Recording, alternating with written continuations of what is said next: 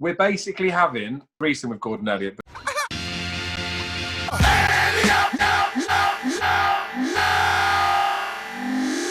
Hello and welcome to episode 5 of Ante Up.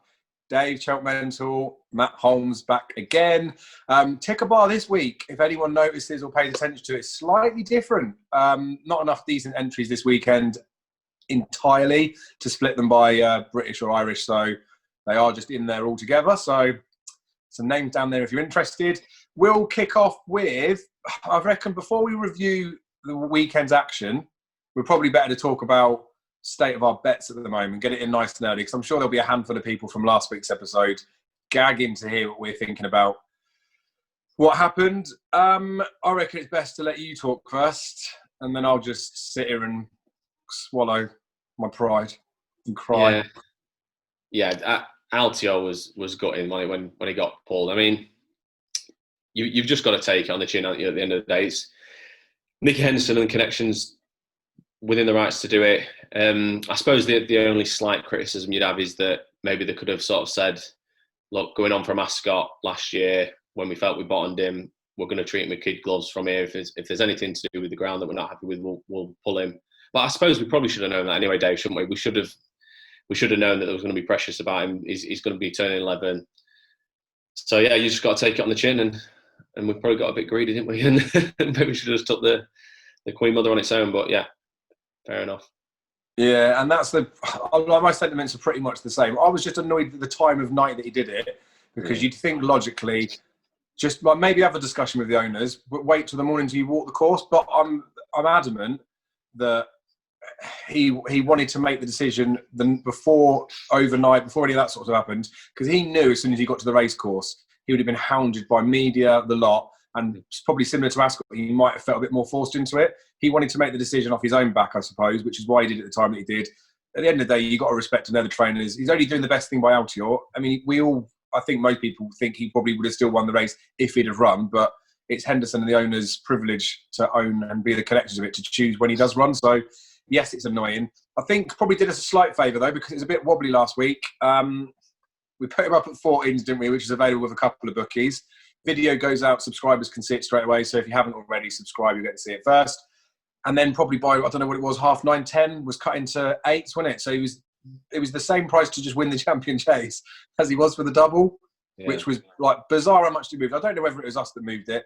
The selections that we're putting up are available to people. Like, we haven't requested the bets to go up, have we?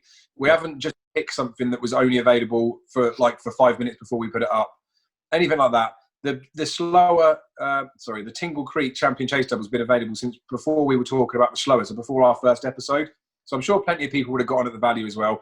Maybe because the price was gone, a few people that might have followed us in saved a few quid. Slightly gutting, but the whole angle for backing him for the value was the fact that it was a big price for the double. We could have put him up as a single. Gavin Lynch on the other show's done it now, like literally slap you in the face of a custard pie, doesn't he? But hey-ho, the points of Antepost punting, we've messed up there. But at the end of the day, it's not us messing up, is it? It's not like we've made a bad bet. Connections have pulled them out. Like you said in our WhatsApp, we were actually worried about the ground being too quick for him at one point, weren't we? And then it changed. But it's enough talking about Altior. I've actually made a bigger balls up. And I was umming and ahhing whether to say anything or not, because ignorance is bliss for people, innit? But I said that was a Triumph horse that I liked. Stupidly, right, I've been a bit busy with life, all that sort of stuff. Didn't look to Fontwell's fixtures to see when this horse might be out. I knew it was a race before Christmas, I was told, or I read from the trainer, and I assumed stupidly that it was going to be this next Tuesday coming up, and it wasn't. It was Nathalam for the Moors, gone up at 1-10 today, cut into a 14-1 poke. He was 25-1 last week. The angle of backing him is pretty much gone now, because wide margin winner first time up, wide margin winner again today. Gary Moore, the Goshen Mark II comments are going to start coming out. I was actually put onto it by somebody else, but I thought for you guys it would have been like a decent selection to put up. But now that's happened, he isn't going up as the team sheet. I made a bit of a mistake there. If I'd have seen the entries, he would have been put up last week alongside the Altior things. I wouldn't have been able to dodge that bullet. But I just thought I'd mention it because I know a few people were asking about it. Anybody that directly messaged me would have been told the horse. And the same thing will go for the rest of it. If there's someone I'm talking about, I've got on my pipeline to talk about in the future, I don't mind mentioning it to people if people want to send it. Now, you might say, why don't you just say it out loud if you've got these ones lined up? We'd struggle to make the episodes. I could sit here now and I could give you 10 bets to back, and then we'd have nothing to say next week. So fortunately, this way that it is, we're just doing this for a bit of content, a bit of fun, to talk horses. We know most of you that watch it know better than us or know as well as us. So the smart guys would have been on certain things. Yada, yada, yada. Enough justification. So the Tingle Creek itself, when there was no Altior, I mean, it was just down to Politlog. It was the only horse I was thinking that potentially, if he beat Altior, the only one that I'd be semi-happy with. I was pretty impressed with him. What did you make of it? Yeah, fairly impressed. I can't get on board with him. I just think the top two in the market are still the two to beat. And now he's 9-1 now, Politlog. I just think I'd still much rather have Altior at 7-1 than Politlog at 9-1. But yeah, he's got the job done again, hasn't he? But who's he beat in reality? I'm not so sure, mate. And what about Chacon that you mentioned there, top of the market? Should make his run? Yeah, worked a little harder than I thought he might have to, but they've said he'll come on plenty for it, haven't they? So, yeah. But again, I'd probably still take Altior at sevens over Chacon at his price now, to be honest with you. I think the way that I'm looking at the Champion Chase picture now, I mean, like obviously I'm gutted about the double thing, but hey, it is what it is. My stance on the race is that I looked at the Tingle Creek, because I did have a bet on him Antepost as well. So for anyone that's against me, you'll have a field day that I did my bollocks on that as well. But I've looked at the fact that he's being minded for the Champion Chase. Like, it is the sensible thing to do from them. Try to extend it. Everyone's saying, no, it's only 3 months until Cheltenham. Well, technically, it's 4 months, but by the by, it's not that far away to mind him. But, you know, that's the way that they're going with it. So he's obviously got a chance.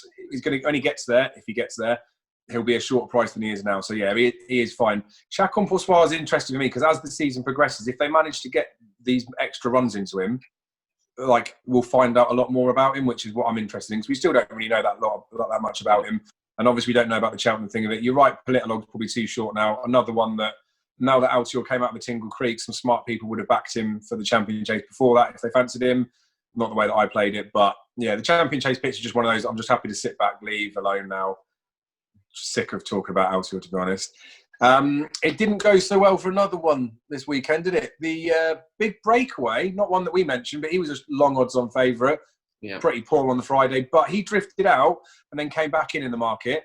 So I think anyone can be forgiven one run. He looks like an out-and-out stayer, doesn't he? The one thing I noted on him last season as a novice was I felt like he was, regressive isn't the right word, but I feel like he was slightly on either like a level curve or like going downhill. Like, I thought he started off the season emphatically, and then as the season went on, I got probably less and less impressed with him as time went on. So I wasn't completely shocked that it happened. Obviously, when he's a 1-5 putt, you wouldn't expect him to get beat. But what did you make of it? Yeah, I just think he's lazy, isn't he? He's just, right from the start, he was being ridden into fences. And I just think the trip was too short anyway. I think it was a mistake to step him back in trip. I'd give him another chance. Not one I'm mad keen on. But yeah, definitely needs further. It wouldn't surprise me if the National Hunt Chase hadn't crossed the mind with him. But yeah, the further the better for him at the minute, I'd say, mate. Yeah, and I don't know, there probably has been comments, but hopefully he'll go Cheltenham, obviously Chase Boxing Day, and then we'll find out a lot more about him there, because again, the stamina thing really gets exposed at Kempton. If you're a dour stayer and you not necessarily would definitely get the Gold Cup trip, that's a rude thing to say because lots of King George winners go on to win Gold Cups, but like your Santini's, the ones that are the boats will get exposed at Kempton as boats, wouldn't they? So the one that we do need to mention, the Big Getaway. Yeah. How do you feel about that? Yeah, really disappointed with him because I was mad keen on him, wasn't I? One thing I will say, he sort of stumbled at the first, didn't he? And then, I don't know if you noticed, as the rounded the bend, he took I don't know if he was a false step or if he clipped the heels of the horse in front. Whether that had any effect on him, I don't know, but he stopped really quickly, didn't he? So, yeah, you'd have to see him again, but you couldn't have any confidence in him, really. No, and that's the slight problem with it. But I would definitely line through any novice that does something like that because it's too bad to be true. The same as sometimes a run can be too good to be true.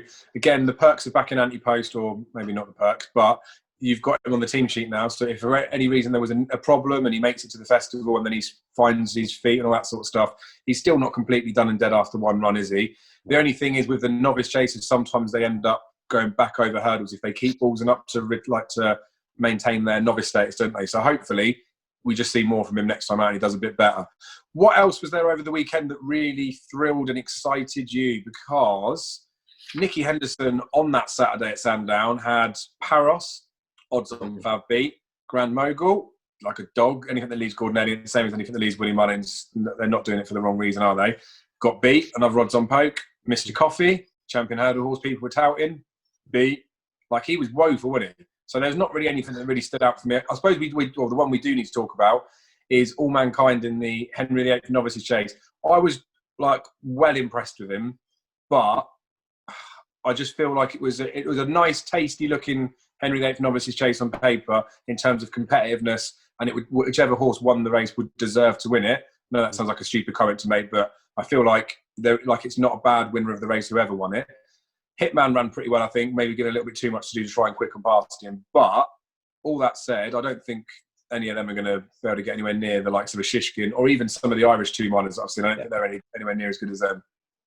Yeah, that's exactly how I feel about it. Really nice performance from All Mankind, but the B, Shishkin, and probably 2 or 3 of the Irish ones we've seen already ahead of him, as well as maybe a couple we haven't seen yet. So, yeah. And we know the 4-year-olds going into an Arkle, when they get to 5, losing the allowance, this is the time for them to go and pick up those graded races, as far as I'm concerned. Mm-hmm.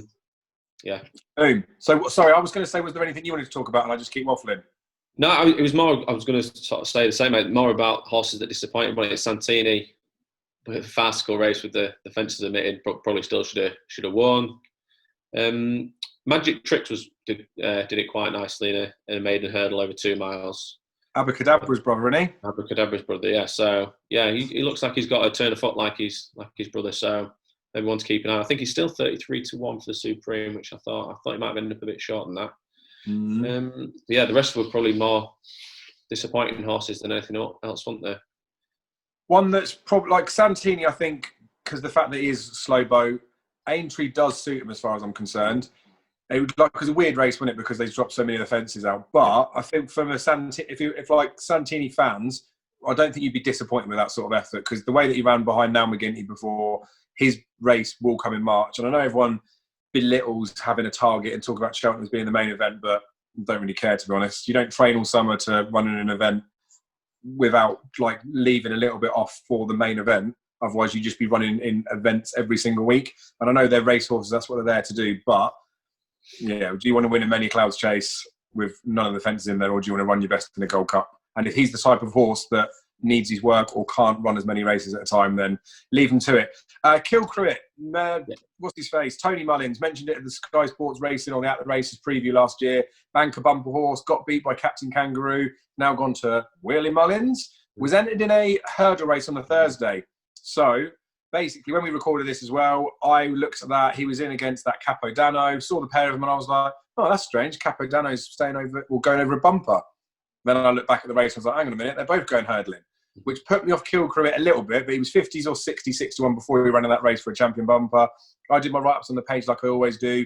Killer Mode and Ballycarn. Killer Mode, you've got to go back to the 90s to find a winner in his family, or the early noughties. And then Ballycarn, his point for me fell when he was miles out to know if it's any good or not. I didn't think it was a great race, is what I'm trying to say. I'm not a time fan and all those bits and pieces either, but like looking at how it compares to some of the other races on the day as well, like that race was as slow as like the 3-mile races. So again, people are talking about him as a champion bumper horse. I actually looked at him and thought, when he was entered in that novice hurdle on the Thursday, he might be my Albert Bartlett type of a horse. So I see people putting him up for champion bumper now. He's still 14s with Bet365. He's a lot short with some other bookies. It's maybe the sort of one that people will just get on the team sheet for getting him on there. I would have thought anyone that watched what Tony Mullins said last year would have already had this Kilcruit on their slips at 50s or 66s.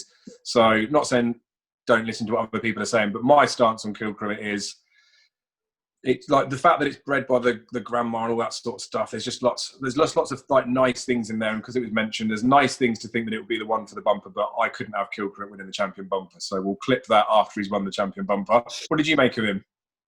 Yeah, visually he was quite impressive, wasn't he? But like I say, it was a bit confusing with him being entered in a hurdle in the same week.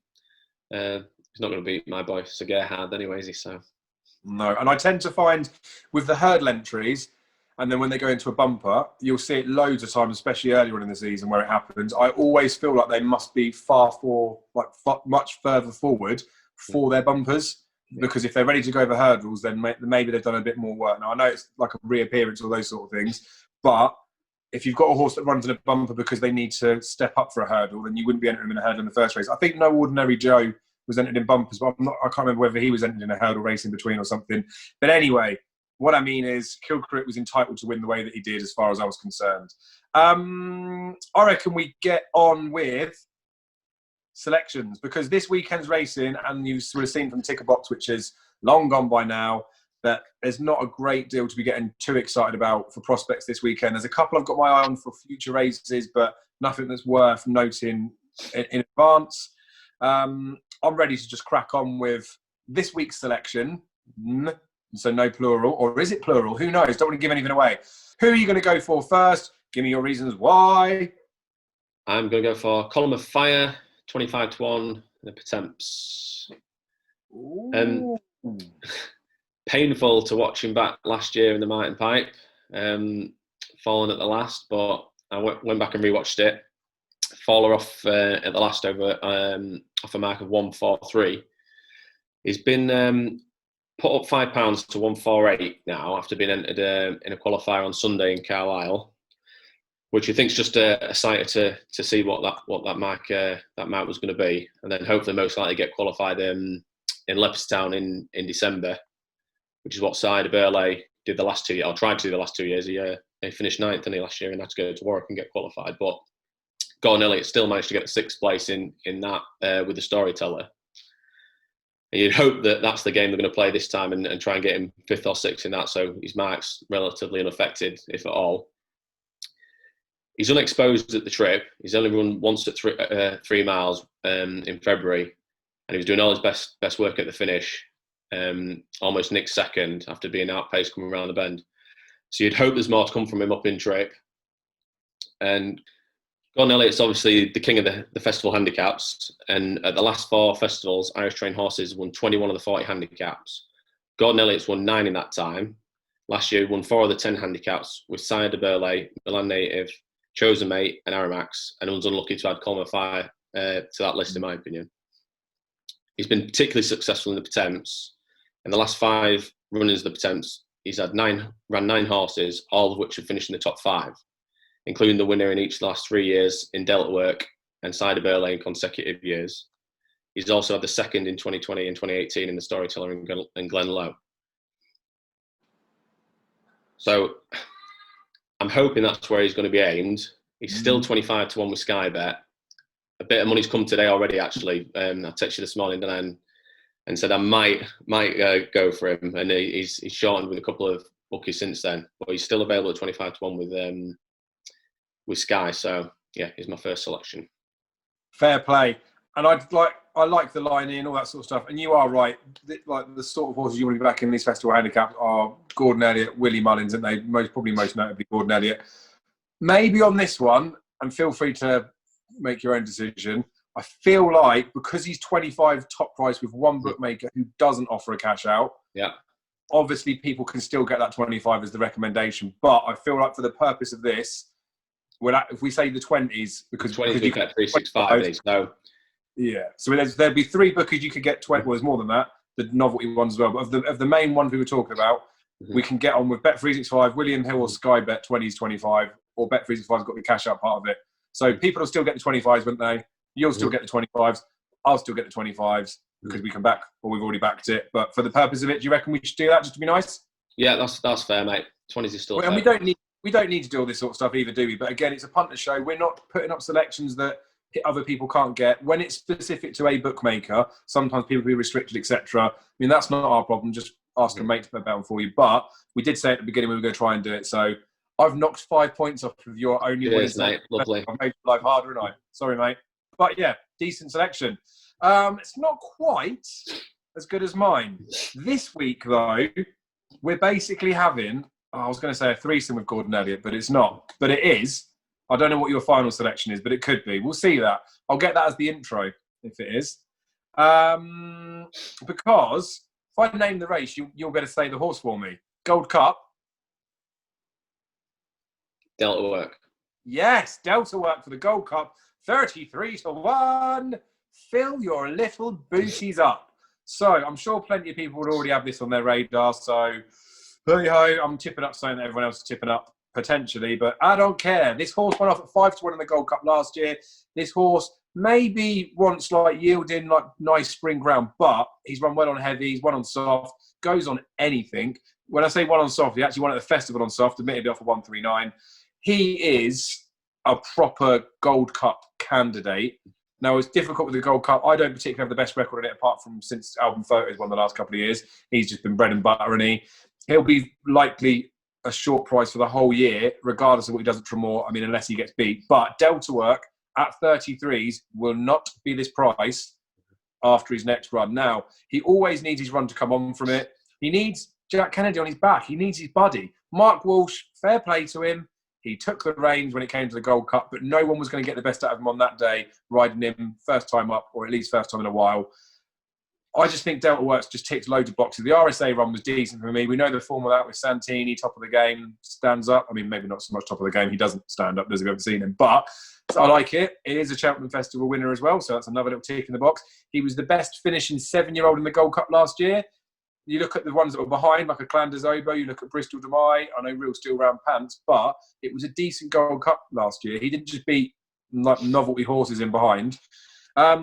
He was 7 then, so he's going 8. So I feel like now's the time for him to be looking at a Gold Cup as a potential. The ones that finished in front of him, Santini we touched on, maybe a little disappointed at Hayden, tried to still forgive him that, but is what it is.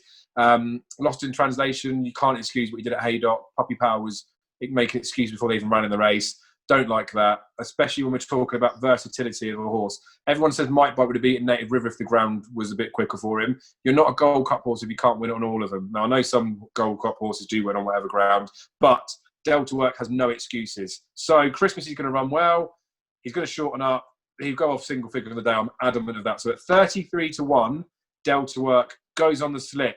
However, bombshell, fireworks. I might have to put some fireworks sounds in. Maybe if I shake the camera a bit, whoa, explosions. I've got to be truthful with what I'm doing in this race. Gold Cup I don't really get too stuck into, but I've played this, but I've also put another horse on my bet slip over the last couple of days as well. So I'll mention that too, and he will go up for the purposes of doing this. So by putting 2 selections in the race, potentially I'm conceding some of the value of my first selection and potentially conceding some value on my second selection. But hey-ho, it is what it is. And for the purpose of this show, we're not saying stakes, points, any of that sort of stuff. We're just putting a selection in. So for the running total, it'll be a point, won't it, to work it out. I've played it slightly differently. I've backed my usual point on Delta Work and I've done a half point on the other one. Play it however you want. I'm waffling too much. The second one is Melon, because it's a bit of a stupid one, isn't it? Sizing John, I remember when Jessica Harrington said they were going to step him up, he's going to go Gold Cup. I was looking and I was thinking, Jesse, what are you doing, mate? Clearly doesn't want the trip.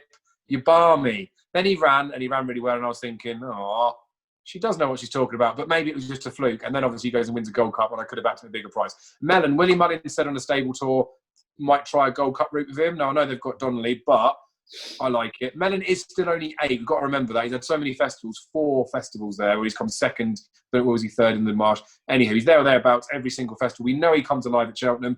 I was quite impressed with his run in the John Durkan from what I saw of it. I mean, we saw nothing, but finishing third, he wasn't there to be winning. Punchestown's not particularly his favourite track. He ain't going to be going Ryanair because he can't get anywhere near something like a Min, even if he went to, even if that was one at Cheltenham, which is a favourite track. He's got 3 entries over Christmas: King George, Savile Chase, and then the 2-mile one. He's not going to run over 2 miles. He's not a champion chaser. He ain't coming over for Kempton. He's going to run in the Savile's Chase. He's only 16s for that race. I feel like he could run well. He could run like a 5th or a 6th in there, and people will start thinking, ooh, a bit of Melon. So he ain't going to go off shorter than 16s, 20s, to the week of the festival. Wise guys might put him up if this comes to the race that he's in. He's available at 66-1 with Betfair Paddy Power. So as far as I'm concerned, you've got the option that, if best laid plans go awry, you might be able to cash out if he goes somewhere else, all those bits and pieces. I just wanted to mention him now because I don't want to get 5 weeks down the line. Well, it won't be that long. It might be Christmas Savile's Chase next couple of weeks, and then I chuck in another selection for it. I'm just covering the Gold Cup in one hit now, and that will be me done. I'll never talk about the Gold Cup again. So Matthew, don't make it too big because of the pictures won't be able to see in the background if it grows much bigger. But just tell me how good those 2 are. I'm about as good in the Gold Cup as you, mate. So my opinion probably doesn't count for that much. But particularly Delta, where I think if it had jumped better last year, it'd have been bang there. And like I say, they've mentioned that he's a much better horse with Jack Kennedy on board, isn't he? So I think that's a really solid selection, and you can't argue with Mellon at 66s. To be fair, can you? At the end of the day, if they've said that's the way they want to try and make him into a Gold Cup horse, 66s, you can't really argue with it, with his Cheltenham record as well, like you said. That's it, and it's more the case of I just want to get him on the team sheet. I want to just say it and be honest. I was just going to put Delta Work up and just leave it as that, but then I know in my heart of hearts I'd have been sat here if Mellon runs well at Christmas and all that sort of stuff. At some point, I would have felt like I wanted to boast that I've also put Mellon on the team sheet. So that's the reason why I'm doing them. Unethical. It's a little bit crazy, but who cares? We're just talking horses, and if you want to listen to us, listen to us. If you don't, to be honest. Next is the final selection of the week. This is Matthew's. Called you Matthew twice. Yeah. Matt's second selection. And this is going to be... Pencil Full of Lead for the National Hunt Chase. 25 to 1. Yeah. When I was looking, I was going through the race and thinking, who can I put up? And Pencil Full of Lead stuck out for me, really, because I know they've got Galvin, haven't they, there? They've said it's going to go for Gordon Elliott and Jamie Codd's going to ride. But I just think Pencil Full of Lead's been overlooked a little bit. And the more I looked into it, I mean, he was decent enough form in bumpers and over hurdles, but I think they were just biding the time until he could go chasing, which was obviously going to be the making of him. He touched off Cocoa Beach on Chasing debut, didn't he, over 2 miles, 6.5. And then it was his performance in the Florida Pearl when he beat Latest Exhibition. Yeah. And so strong in the finish on heavy ground, which I think is probably maybe key to it. Maybe not heavy, soft to heavy might be all right, but I think that's probably the key to him. But he was so impressive, and I just think the RSA might happen a bit too quickly for him, and I think the National Hunt Chase would just be perfect for him. But yeah, the thing could be the caveat with that is could be the ground. If it was anything like good to soft, I don't think they'd run him. But I've heard a couple of bits and pieces that he's probably going to be targeting the National Hunt Chase, and the third and the fourth from that race with Latest Exhibition have come out, finished first and second in a decent handicap over 3 mile 5 cents in Court Made and Brace Yourself to give that form an even better look. And we know how good Latest Exhibition's Albert Bartlett farm looks now. So the form looks pretty solid. I think he's a bit overlooked. I think 25 to 1's a bit disrespectful, to be honest, for the National Hunt Chase. So yeah, 25 to 1 National Hunt Chase, that'll do for me. Superb. So yeah, I'd agree with that, to be fair. It's not one that's particularly on my radar for the race, but the case you made for it kind of sells it a little bit. I was thinking, yeah, maybe it's got to be like a 20-ish poke, and I'm always greedy looking for a bit of value. So the 25, that is definitely generous. That's Betfair Paddy Power, so 2 bookies, you can have that one. I'm not going to take another 5 points off. He is as short as 14 with Bet365, the other one that has the cash out. So again, the perspective, like Matt said there, if he does become a little bit ground dependent, we will keep them on our team sheets for the whole season. So if he doesn't run, it's a loss for us, or for Matt, not for me. I'm not putting it up, am I? But you hate that one, don't you? You might have the option to potentially play it. Now the thing is, National Hunt Chase is the first race on the first day. Not the first race on the first day. It's on the Thursday. Sorry. Typically, they're going to want the ground to be about good to soft, aren't they? But if the heavens open, they won't be able to do anything to stop it being slowish. So, like Matt said there, if that is potentially the caveat, we'll know nearer the time what's going on with it. And if obviously there's any comments or anything, then you guys will be able to read that and see that as soon as anybody else is. But you'd suspect he's the sort of horse that might shorten up a little bit. So it's decent. So there are the selections. I'll do a little bit at the end of this after I've stopped waffling about the roundup of selections we've got. Obviously, it was disappointing with last week's one. I wouldn't say gone to plan, but I know we'd like to be banging in like 25 to 1 tips that are now 6 to 4 favourites. But it's all irrelevant until we get to actual Cheltenham, and it's all irrelevant until after the festival's finished to see how they perform. So there are selections for this week. I feel like next week we've got some probably slightly better action. There's a few nice races, but then it gets filthy at Christmas, like obscene the amount of grade ones that are dotted about. The action comes thick and fast. The beautiful thing about that is, well, there'll be lots of horses in novice hurdles, a few novice chases that might slip under the radar a little bit. So there, hopefully we'll be finding our own. Again, comments, feedback, all that stuff's appreciated. Like, honestly, if you don't like the way we're doing something, or if you do, obviously tell me, big head. But if there's any constructive criticism, even if it's not constructive, if you just want to critique us, please just do it. because I'd rather than you get annoyed with watching the videos. I mean, don't watch if you get annoyed, but if there's something you don't like about it, just tell us, because I'm not deliberately doing anything to be like wrong or to do anything to act like I'm smug or I know more than anybody else. We just love horse racing. We just like talking about it. People were asking for a while for me to start putting some Antepost selections up. As I say, most of you will be playing the same way as I do, the same way as Matt does. We'll be throwing darts left, right and centre at some races at the festival.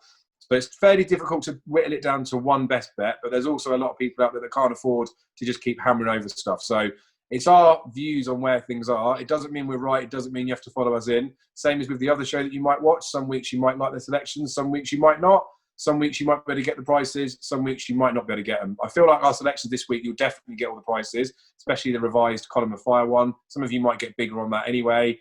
But yeah, all of it's welcome. Like last week's episode was the most watched video. And I feel like that was because of the fact that the price went on the Altior one.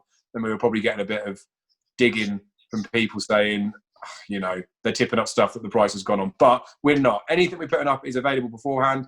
If you're wise like us, you'd have already had these ones on your team sheet. If you're not, and then you don't want to back them or the price changes, send a message. Just message in the comment, is it still worth backing? Something's changed, I've heard this, whatever it is. Send me a message on Facebook. I reply to every single one of them.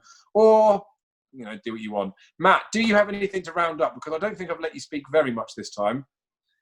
No, mate, that's it. We're on the same team is the way I feel about it. I just think I don't get anything that's one person against the other. We're all on the same team. We're all trying to have winners out. We're all trying to beat the bookies. So yeah, let's all help each other is what we're trying to do in it, really. That's it.